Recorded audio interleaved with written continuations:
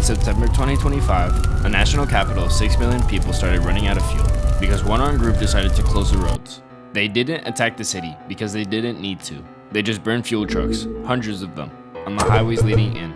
Mali imports almost all of its fuel by road. So the group choked the roads, and the capital began to starve of gasoline. Schools closed, the American and British embassies told their citizens to get out while flights were still running, and the group that did this has a name most people think belonged to history. It's a branch of Al-Qaeda, and because of YouTube guidelines I'll be referring to the group as Al-Q. The Al-Q you remember was declared defeated years ago, and that part is true. What nobody tells you is what it turned into while nobody was looking. Act 1. The defeat was real. You probably already know the story of how it started, so I'll be quick. September 11th, Bin Laden, the most wanted man on earth, found and killed in Pakistan in 2011. His successor, Ayman al-Zawahiri, killed by a drone on a balcony in Kabul in 2022. Here's the part that actually matters. Al-Qaeda was never big. When it attacked the United States, the core organization was a few hundred people. The thing that reorganized the entire world security state was roughly the size of a large high school. And by the time the US was done, that core was gutted. The leadership hunted down. The training camps gone. Today, what's left of the original headquarters is estimated at a few dozen senior figures and a few hundred fighters hiding under Taliban protection in Afghanistan. So when officials said Al-Q was defeated, they weren't lying. The organization that hit America in 2001 really was taken apart. The problem is that Al-Q had already seen this coming, and in 2013, it had written down exactly what to do about it. Act 2, the instruction. In 2013, while he was still alive, Zawahiri published something called the General Guidelines for Jihad. And if you read it, it doesn't read like a manifesto. It reads like a business restructuring. Stop the mass casualty attacks that turn the public against us. Stop killing Muslims. Protect civilians. Put down roots. Build local support. Get safe territory. In plain terms, stop trying to blow up the West and start trying to govern.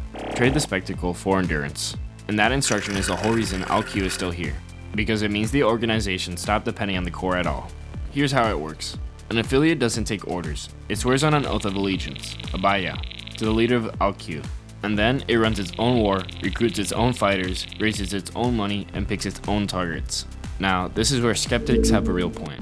Because if every branch funds itself and fights its own war, you can fairly ask whether Al-Q still means anything at all, or whether it's just a brand name stamped on a bunch of local wars that would be happening anyway.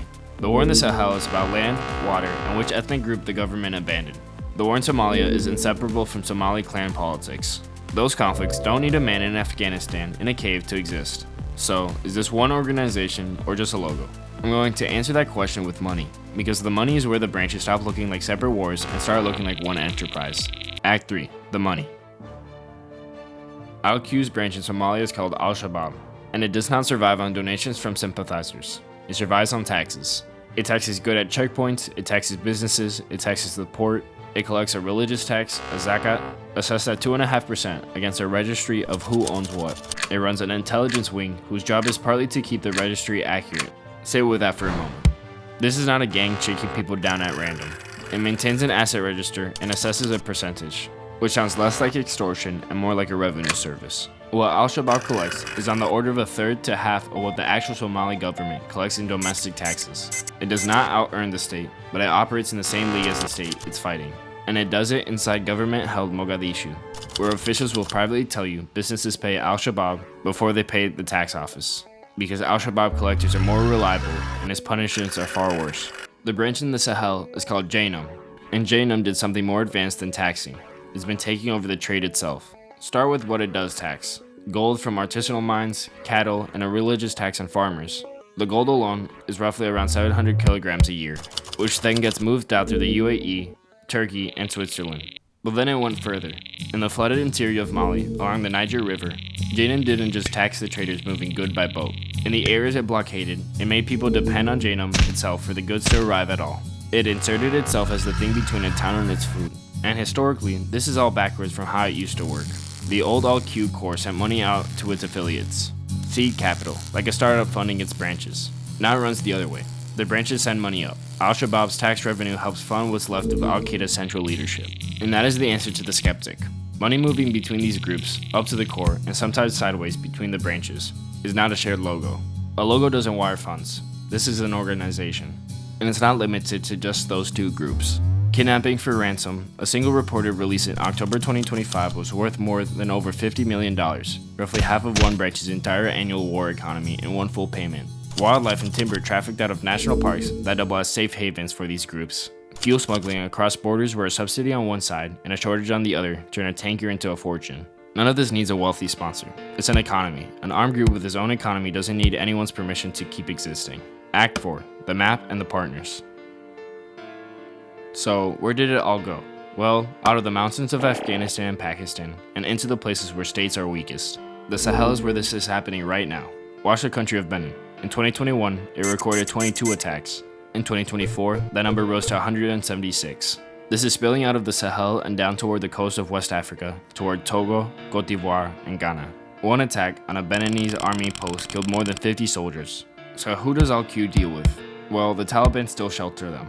The UN's own monitoring team says so plainly. Member states agree, and of course the Taliban deny it. The man assessed to be running Al-Qaeda today is Saif al-Adel. He is believed to be living in Iran under the protection of the IRGC. Say with that one too, because it's weird. A Sunni jihadist leader, sheltered by the Shia government of Iran. Two sides that are supposed to be enemies. Iran flatly denies it, but it's the assessment of the UN and multiple governments. And Al-Qaeda has never even publicly announced that he's the leader. The organization has been publicly headless for years, which tells you the network doesn't depend on any one man anymore. Here's the cleanest evidence that the center still exists. In early 2025, an Al-Qaeda branch in Syria called Uras al-Din announced it was dissolving, on the instruction of Al-Qaeda Central Command. Think about what that requires. A group put down its weapons because a headquarters told it to do so. A brand can't do that. Only an organization can dissolve one of its own parts. So where is this all heading? Well, honestly, like everybody else, I don't know. But with global powers focused on each other, I see no reason for Al-Qaeda to decide to stop to grow. Thank you for watching, like and subscribe, and leave any questions you have in the comment. I'll see you in the next one.